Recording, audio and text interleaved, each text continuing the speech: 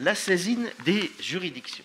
La saisine de la juridiction, c'est là que tout commence, et parfois d'ailleurs que tout s'arrête assez rapidement, compte tenu des éventuelles forclusions, prescriptions, nullités, irrecevabilité, dont notre procédure actuelle, je n'ai pas dit nos magistrats, est friande.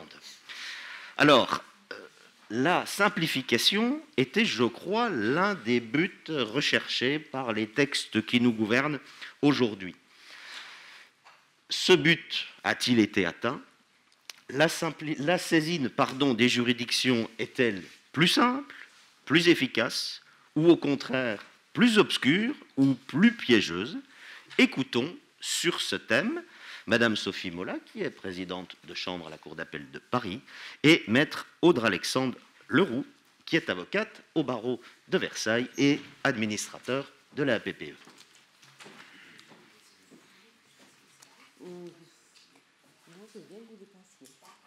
Bonjour, alors donc je suis le magistrat de service, puisque la caution qui permet de dire que c'est un colloque avec avocats, magistrats et professeurs de droit. Alors je suis aujourd'hui présidente de chambre à la Cour d'appel de Paris. Depuis septembre, donc j'ai découvert les choses-trappes de la procédure d'appel, mais j'ai été invitée à participer à ce colloque qui devait se passer en décembre 2020 par Maître Fèvre, votre présidente, parce qu'à l'époque, j'étais première vice-présidente adjointe au tribunal judiciaire de Toulouse et juge des référés et juge des requêtes. Et donc, elle estimait que j'avais toute ma place dans cette réflexion commune autour de la réforme de la procédure civile. D'autant plus qu'en tant que juge des référés, lorsque le décret du 11 décembre 2019 est sorti, en ce qui me concerne, ça venait en application un mois plus tard, en gros, et qu'il fallait donc se mettre à niveau très, très rapidement, contrairement à d'autres collègues du tribunal, en particulier les juges civilistes qui sont sur des délais et des délais plus longs et qui étaient amenés à faire application de façon peut-être un peu différée de ce décret. Et alors, fort heureusement, il s'est passé quelque chose d'absolument extraordinaire. Il y a eu la grève des avocats qui nous a permis de prendre le temps de la réflexion. Et puis ensuite, un autre truc absolument incroyable, la pandémie. Et donc, nous avons eu 5 mois pour réfléchir à ce décret dont on pensait qu'en une semaine, il fallait l'absorber, le digérer et le mettre à exécution. Dans notre réflexion aujourd'hui, Aude et moi, on a donc débuté par ce qui changeait, c'est-à-dire la première instance, mais nous avons estimé justifié également de vous donner un certain nombre d'éléments concernant la procédure d'appel, même si ça n'a pas été fondamentalement, si ça n'a pas connu les changements, les mêmes changements. On a trouvé que c'était intéressant de vous faire un bref rappel. Par contre, on sait que la principale problématique aujourd'hui dans nos discussions risque d'être la prise de date. Et donc, dans la mesure où nous avons fait un support très complet, il est possible, à la discrétion des animateurs, qu'on décide de ne pas faire la seconde partie concernant les modes de saisine de la cour d'appel pour se concentrer sur la première partie, puisque c'est la partie où on a connu des changements. Et je veux bien donc qu'on passe à la seconde slide. Voilà, alors c'était une volonté de simplification qui était annoncée. Pendant un temps, on s'est posé la question de savoir si on n'allait pas avoir que l'assignation. Je ne sais pas si vous vous souvenez, ça bruissait, allait-on garder que l'assignation? Bon, puis finalement, la requête est revenue en force et a été, on va dire, fondue avec la déclaration au greffe qui, elle, pour le coup, a disparu. Alors, elle a fait un petit peu de résistance en appel et en cassation, mais en première instance, les textes ont été toilettés, pas toujours immédiatement, mais progressivement sur les 3 décrets successifs pour disparaître disparaître de notre référentiel concernant les modes de saisine en première instance. Donc 3 décrets sur 3 ans, vous le voyez, on peut passer à la slide suivante. Donc un article commun, l'article 54, qui nous donne un certain nombre d'éléments sur les modes de saisine. Donc je vous rappelle que d'une part, on a vu dans les modifications des 2 textes suivants la suppression de quelque chose qui avait beaucoup amené de discussions entre les magistrats et les avocats, enfin surtout les avocats, c'était le fait, lorsqu'elle est formée par voie électronique, la demande comporte également à peine de nullité des adresses électroniques et numéro de téléphone mobile du demandeur lorsqu'il conçoit la dématérialisation ou de son avocat. Et alors les avocats s'interrogeaient sur cette... alors ça a été supprimé. L'intérêt, il était via Portalis, c'était en relation avec Portalis, mais Portalis a évolué. Si vous avez des questions sur Portalis, je peux vous y répondre parce que je fais partie de la communauté Portalis, même si je suis un petit hobbit et pas Gandalf le gris à la tête de la communauté Portalis, je peux vous répondre sur la communauté Portalis.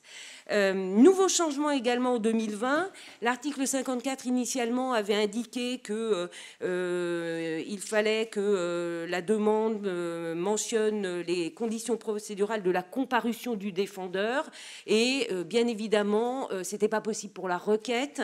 On n'allait pas demander à une personne qui n'était pas assistée par un avocat ou une personne qui déposait ou un avocat qui déposait une requête pour avoir une ordonnance non contradictoire de mentionner les conditions procédurales de la comparution en justice, et donc ça a rejoint de façon assez normale l'article 56 qui est l'article spécifique à l'assignation, étant précisé que l'article 57 est l'article spécifique à la requête.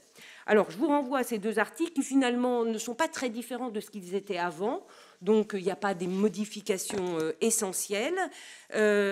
Pour continuer avec l'assignation, je pense que ça doit être la slide suivante. Encore, ouais, voilà. Ouais, c'est ça. Même après.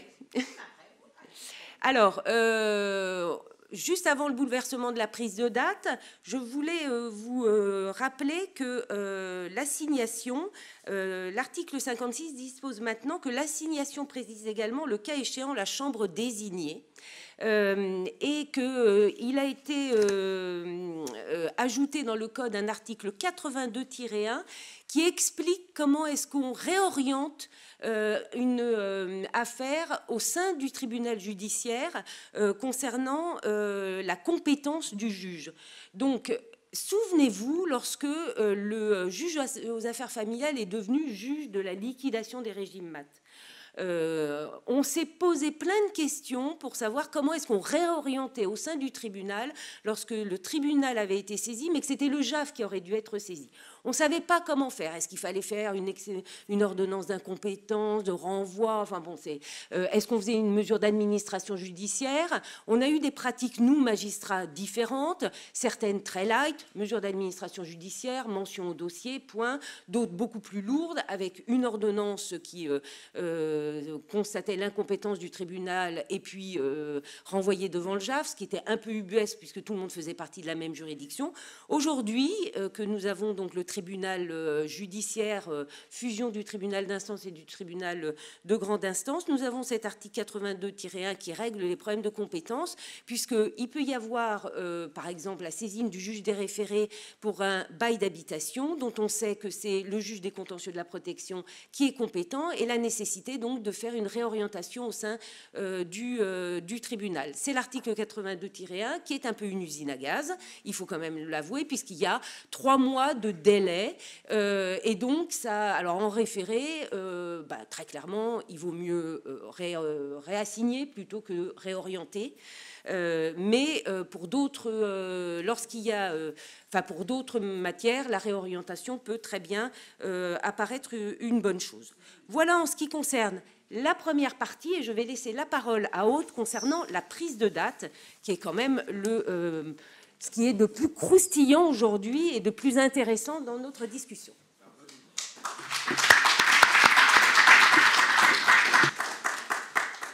Merci Madame le Président, merci Sophie. Quelle entrée en matière. Alors effectivement, le bouleversement de la prise de date, c'est l'un des bouleversements majeurs introduits donc par le décret du 11 décembre 2019. Il a été très ambitieux, ce bouleversement, puisqu'il était initialement prévu pour entrer en vigueur le 1er septembre 2020. Évidemment, trop d'ambition, ce n'est jamais bon. 2 fois reporté. La première fois, donc, pour un report au 1er janvier 2021, mais on s'est finalement rendu compte qu'on n'était pas du tout prêt à mettre en œuvre cette prise de date dans les tribunaux. Donc, ça a été de nouveau reporté au 1er juillet 2021. Alors, seulement pour les procédures écrites ordinaires, puisque pour les procédures de divorce et de séparation de corps, c'était entré en vigueur au 1er janvier 2021. Donc,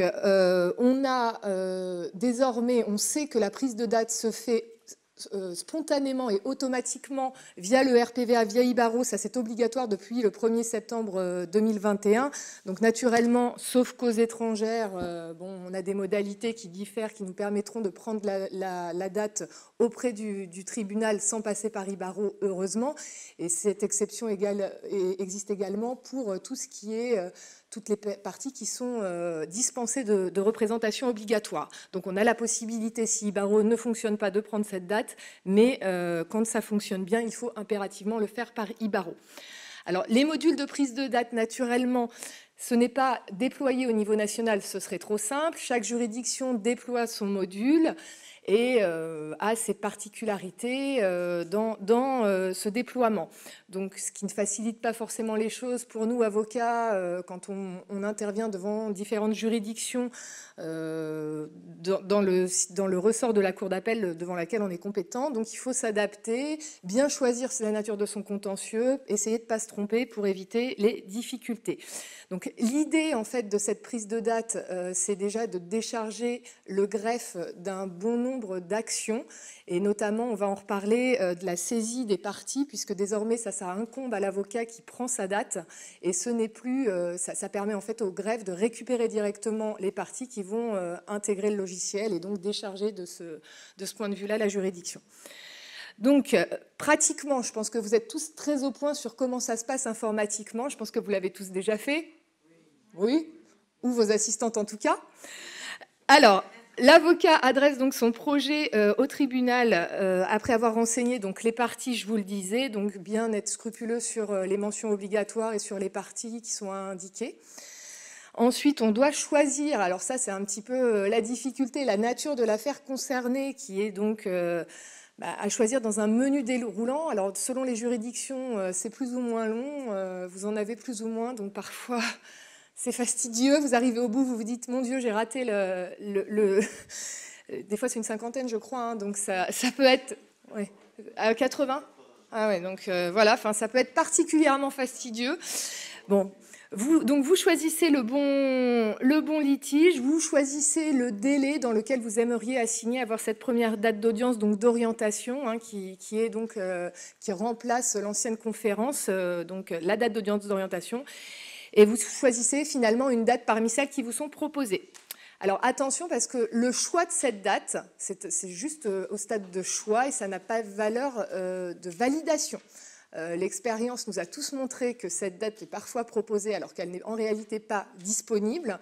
Donc ne partez pas du principe que vous pouvez délivrer comme ça votre assignation. Enfin, vous pouvez le faire, on en reparlera. Mais sachez qu'elle n'est pas validée forcément. Donc il est préférable d'attendre l'accusé de réception du greffe, enfin l'accusé de confirmation de cette réservation de date, donc qui contiendra la date, la confirmation si cette date est confirmée, ainsi que le numéro de RG provisoire qui vous sera utile donc, pour faire la mise au rôle. Alors, ensuite, une fois que vous avez cette confirmation, vous adressez basiquement votre assignation à l'huissier. Alors, juste un mot quand même, ce que j'ai omis de vous dire, c'est qu'il faut absolument, un point essentiel, joindre votre projet d'assignation au moment de la prise de date. Donc, n'omettez pas ce projet, parce que sans ça, vous n'aurez aucune date. Et surtout, ne considérez pas que l'envoi ou le dépôt de ce projet constitue une interruption de la prescription, parce que ce n'est pas une demande en justice, ce n'est rien à ce stade, c'est un projet. On y reviendra aussi, parce que la question de savoir si, à l'occasion des échanges, si on peut modifier des choses dans son projet d'assignation, etc. Je crois qu'il y a beaucoup de débats sur ce sujet, beaucoup d'interprétations selon les juridictions. Donc ensuite, vous faites délivrer votre assignation. Une fois qu'elle est signifiée, la demande en justice est constituée. Donc là, vous pouvez effectivement procéder à la mise au rôle. Donc vous utilisez le numéro de RG provisoire. Là, ça se fait très simplement, c'est très rapide, moins fastidieux que la prise de date en soi. C'est simplement un message RPVA qu'on adresse au bureau d'ordre civil en saisissant donc ce numéro de RG provisoire. Une fois que tout cela est fait, alors il arrive que le greffe rejette, constate que ce n'est pas... Enfin, en tout cas, à Paris, vraisemblablement, il y a ce sujet, que ce n'est pas exactement si vous avez modifié vos demandes, etc., vous pouvez avoir un rejet.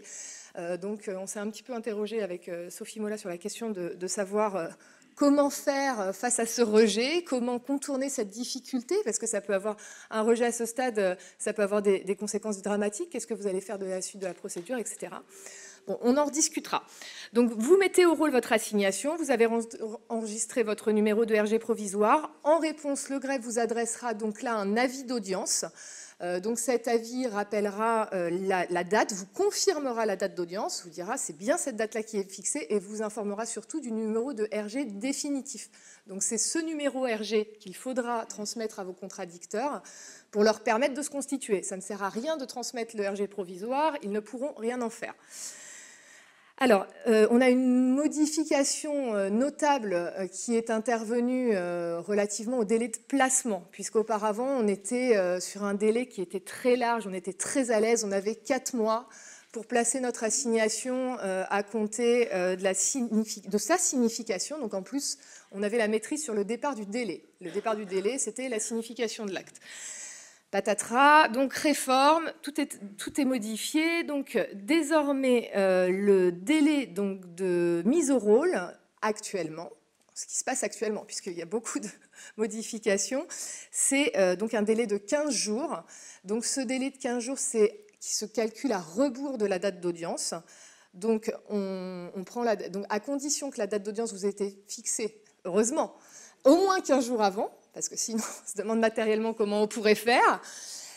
Donc, vous avez un délai de placement de 15 jours à compter de cette date d'audience à calculer à rebours. On a eu également là des cas, vraisemblablement des anecdotes, mais qui sont désastreuses, enfin qui peuvent l'être, notamment, pour ne pas le citer, vraisemblablement au niveau du pôle de proximité du tribunal judiciaire de Paris, pour une audience du 12 décembre, des remontées qu'on m'a faites. Donc la date d'audience avait été prise, enfin confirmée le 24 novembre. Le délai était quand même très court. Et finalement, il y a eu des caducités qui ont été prononcées parce que, alors, en fait, le délai expirait le 28 novembre, un dimanche, et que le magistrat a considéré que l'assignation placée le lundi 29, il n'y avait pas de prorogation en fait, au premier jour ouvrable suivant et que ça aurait dû être placé dès le 26. Donc, matériellement, vous recevez votre date d'audience le 24.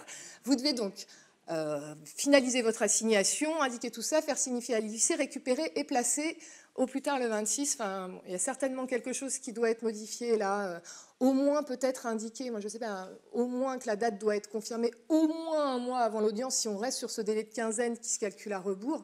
Mais là, en termes de difficulté, c'est parfaitement dommageable puisque la sanction, c'est la caducité et donc c'est une sanction qui est redoutable puisque vous avez l'interruption de la prescription n'existe pas. Donc, si vous pouvez recommencer, très bien. Par contre, si ce n'est pas le cas, ça peut être particulièrement gravissime. Alors, on avait également un délai de 2 mois qui a existé. Donc là, c'est vraiment l'acrobatie sur les délais. Vous avez le délai de 15 jours qui se calcule à rebours à compter de la date d'audience fixée. Et en même temps, vous aviez le délai de 2 mois. Donc là, qui ne courait non pas, parce que ce serait trop simple et trop facile par rapport à avant, à compter de la date de l'assignation, mais à compter de la date de confirmation par le greffe de la date d'audience. Donc il fallait jongler entre ces deux délais, avoir certes bien en tête le délai de 2 mois, mais aussi bien en tête le délai de 15 jours. Alors là-dessus, on a été un petit peu aidé par le décret du 11 octobre 2021, puisqu'il est venu supprimer ce délai de 2 mois. Cela dit, on n'a pas réussi à savoir s'il y avait eu des difficultés sur ce délai de 2 mois dans ce court laps de temps entre le 1er juillet et donc le 11 octobre. Oui, Céline, t'en as entendu ? Et donc, alors ça, c'est entré en vigueur dès le 14 octobre. Ça n'a pas, voilà, tout de suite, immédiatement. Voilà, donc tu nous en feras peut-être part au moment des échanges. Voilà, alors ça, c'est ce qu'on voulait vous dire sur la prise de date. On attend, évidemment, on pense qu'il y a beaucoup de choses à dire au-delà, qu'on va verbalisé pendant les échanges, parce que je pense qu'il y a justement beaucoup d'échanges à avoir sur ces points-là. Donc ensuite, j'en parle quand même très brièvement, parce qu'il y a eu des choses importantes, importantes, pas tant dans les réécritures, là, notamment de l'article 901, mais il y a quand même eu des choses et de l'actualité jurisprudentielle qui a été brûlante. Donc, comme toujours, la simplification s'arrête à la cour d'appel. Ça, c'est une nouveauté pour personne. Rien n'est simple à la cour d'appel, on le sait. C'est toujours particulièrement périlleux. Donc, on a l'article 901 qui prévoit les modalités, les mentions obligatoires de l'acte d'appel. Donc, il a subi plusieurs modifications ces dernières années. Il n'a pas été épargné par la réforme de 2019, ni la réforme de la réforme, ni même le décret du 11 octobre 2021. Bon, le gros sujet qui a été quand même éliminé, c'était la question du renvoi global de 901 vers 57 du CPC qui obligeait donc à lister les pièces au stade de la DA, ce qui n'avait aucun sens pour personne, mais qui a suscité quand même beaucoup d'angoisse et d'inquiétude. Donc ça, c'est supprimé. Donc c'est entré en vigueur à partir du 1er janvier 2021. Donc vous n'avez plus à mentionner vos pièces. Par contre, pensez bien à joindre votre jugement. Ça, c'est un rappel, parce que ça fait partie des choses indispensables au stade de l'appel. Et d'ailleurs, 901 le prévoit bien. Une autre chose dont on voulait quand même juste vous parler très brièvement, c'est la nécessité, ça c'est pas issu de la réforme de 2019, mais c'est pas si vieux, ça date de 2017, donc c'est l'exigence d'indiquer dans votre déclaration d'appel les mentions des chefs du jugement expressément critiqués. C'est pas neutre. Si vous ne le faites pas et que la Cour arrive, elle dit que tout simplement l'effet dévolutif n'opère pas. Donc voilà. C'est quand même quelque chose à vraiment appréhender en amont, d'autant que pour une fois, on a eu un petit pansement dont on apprécie l'usage, puisqu'on a eu une décision de la Cour de cassation le 19 novembre 2020 qui est venue nous dire pour une fois qu'on pouvait régulariser.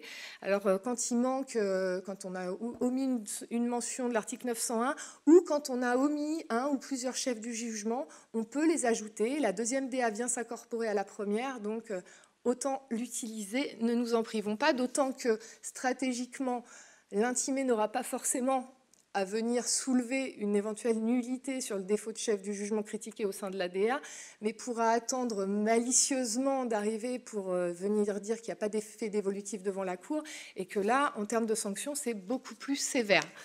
Voilà, juste un mot également sur la déclaration de saisine. Donc la déclaration de saisine, bon, on l'oublie toujours parce que c'est un petit peu la petite sœur pauvre de la déclaration d'appel. Elle est d'ailleurs traitée avec presque mépris. On a juste un renvoi de 1033 vers 901 du CPC. Donc on a un renvoi global des mentions obligatoires applicables à la déclaration d'appel qui sont également applicables donc pour la déclaration de saisine.